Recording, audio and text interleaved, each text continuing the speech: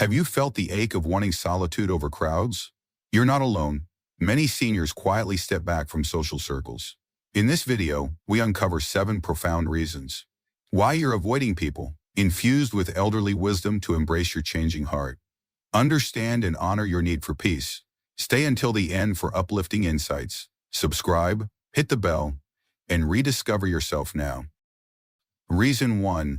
The weight of past betrayals. As time passes, we gather more than just memories. We collect bruises. Some are easy to forget. A disagreement here, a misunderstanding there. But others leave deeper marks, betrayals, rejections, moments when we opened our hearts only to have them dismissed or misused. And as we get older, we begin to feel the quiet echo of those wounds more. We stop offering ourselves so freely, not because we're angry, but because we've learned that not everyone deserves a front row seat to our lives. Take Eleanor, for example, an 81-year-old woman who once hosted dinner parties every weekend. She loved laughter, music, and having her house filled with people. But over the years, things changed. Friends drifted. One betrayed a confidence, another disappeared when her husband passed away. It wasn't one big heartbreak. It was the steady drip of small disappointments. Now she chooses solitude more often than company, not because she hates people, but because she values peace more than pretense. There's a kind of protection that grows in old age, a shell built from experience. It doesn't always feel good, but it often feels necessary. And when you've lived long enough to see how quickly people can change or leave, you start guarding your time, your heart, and your trust. It's not about being cold, it's about being careful. Older adults have often loved deeply, given generously, and been let down without warning. That repeated cycle teaches you to pause, to evaluate, to pull back when something doesn't feel safe or sincere. You start paying attention not to what people say, but how they make you feel after they've left the room. Psychologists call this relational fatigue, when the cost of connection begins to outweigh the joy. And it's especially common in those who have weathered emotional storms. There's no shame in that. It simply means you've seen what people are capable of, both good and bad. And when you choose distance now, it's not out of bitterness, it's wisdom. It's the recognition that your heart at this stage of life is something sacred, and not everyone deserves access to it anymore. Reason 2. The craving for peace over small talk. In your younger years, you may have tolerated chatter that led nowhere. Conversations filled with pleasantries, gossip, or talk just for the sake of noise. But as you grow older, that tolerance starts to thin. It's not that you're anti-source, it's that you've begun to understand the deep value of peace. Silence no longer feels empty, it feels nourishing. And when you've found that kind of inner quiet, it becomes harder to give it up for shallow company. Like Harold, a 76-year-old man who used to work in sales. He was charming, outgoing, and knew how to make conversation with anyone. But now he avoids events that require endless mingling. He no longer attends large family functions unless he feels truly up to it. When asked why, he simply says, "I'm tired of talking just to talk." His preference isn't for isolation, it's for meaning, for honesty, for quiet moments that don't require performance. As we age, our emotional energy becomes more precious. The desire to impress fades. The urge to prove ourselves fades. What rises instead is the desire for authenticity. We want interactions that feel real, not rehearsed. And if that can't be found, many would rather stay home with a book and a cup of tea than fill the room with noise that leaves them feeling lonelier than they did before they arrived. This isn't about being standoffish, it's about being selective. There's a dignity in choosing your surroundings and the people you share them with. You've earned the right to preserve your energy, to prioritize peace, to decline an invitation without guilt. That's not avoidance, that's maturity. And the more we lean into this kind of discernment, the more we realize that life doesn't require a crowd to be rich. Sometimes one meaningful conversation, or even a quiet evening alone, is more fulfilling than hours of forced activity. So if you've been pulling back lately, opt out of the banter, skipping the noisy gatherings, know this: you're not becoming cold. You're becoming clear. Clear about what fills you up, clear about what drains you. And that clarity is one of the greatest gifts of aging. If you're still watching this video and finding these insights valuable, please comment number 2 below to let me know you're here. And if you haven't subscribed yet, I recommend you subscribe and turn on the bell so you don't miss any videos. Your support helps us continue creating good content to inform and inspire you. Now, let's move forward. Reason 3. The feeling that people don't understand you anymore. There comes a moment in life when you look around and realize the world has changed, and so have you. The slang is different, the values are different, the speed of everything, conversations, expectations, even relationships, feels almost dizzying, and amid all that change, you might start to feel invisible, unheard, or simply out of place. Not because you've done anything wrong, but because people no longer take the time to understand where you're coming from. Kate Marie, a 79-year-old retired school teacher, she used to love sitting with her younger relatives, sharing stories from her life. How she raised 5 kids, managed a home, worked full-time, and still found time to volunteer. But nowadays, she says they barely ask questions. When she speaks, they nod politely and check their phones. It's not malicious, it's just disconnect. And over time, that gap begins to feel like a canyon. This is one of the quieter reasons people start pulling away.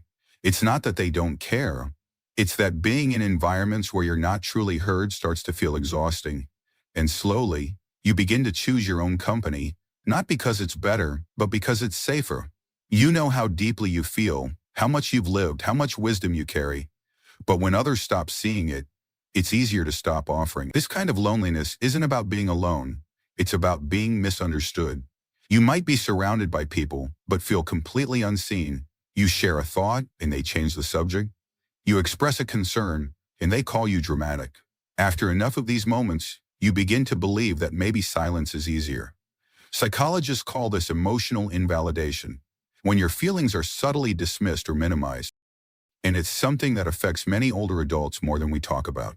Because it doesn't happen through outright rejection, it happens through small moments that pile up over time. But here's the truth. Your thoughts still matter. Your voice still holds power. And just because others fail to hear you, just means you've outgrown certain ancestry. And that's okay. Sometimes the solution isn't to force your way into their world. It's to find people or places where you don't have to explain yourself so much, where your presence is enough, where someone actually listens, not just waits for their turn to speak. And when those people are few and far between, it's too propitious and controlling to wait until your death.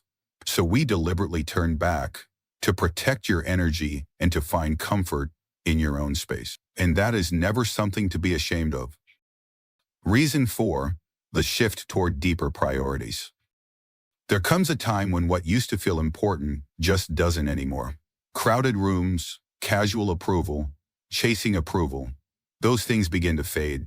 And in their place, a quieter voice grows stronger, asking, what truly matters to me now? Clara, 77, used to be everywhere. She was the one organizing reunions, bringing people together, always saying yes. But after her husband passed, something inside her changed, not from grief alone, but from clarity. She realized that while she had spent a lifetime showing up for everyone else, she'd rarely asked what filled her own soul. Now she writes handwritten letters to her grandchildren instead of scrolling social media. She plants herbs in her backyard instead of attending every birthday party. And when she chooses to stay home on a Saturday night, it's not sadness, it's sacred. This shift isn't about giving up on people. It's about giving your time only to what deepens your life, not just distracts it. You may find that you're drawn to fewer people, but the ones you keep are real. You may speak less, but what you say carries more truth. You may do less, but every action feels aligned with who you are becoming. Psychologists call this values-adding living. It's when your decisions come not from pressure, but from purpose. So if you've been pulling away lately, not because you're tired of life, but because you want to live it on your terms, know this, you're not disappearing, you're refining. And that's not loneliness, that's legacy. If this resonates, comment 4 below. Let me know. What matters most to you now? Reason 5, the fear of becoming a burden. As we grow older, there's a quiet fear that begins to settle in. A fear not of illness or even death, but of becoming a burden to the people we love. It's a fear that's hard to name, yet impossible to ignore. You don't want to interrupt someone's busy day. You don't want to ask for help, even when you need it. And so you stay silent, you stay distant. This isn't about pride, it's about love, it's about dignity. It's about not wanting your presence to feel like pressure. You start turning down invitations, not because you don't want to go, but because you don't want someone to feel obligated to pick you up. You hesitate to share your worries, not because you don't trust them, but because you don't want to weigh them down, and so your world quietly begins to shrink. Take Frank, an 84-year-old widower who used to spend weekends with his daughter's family. As his mobility declined, he found himself declining their invitations more often. When asked why, he said, "I don't want them rearranging their lives around me. They've got kids, jobs." That's the paradox so many older adults face. The more you need others, the less you want to need them.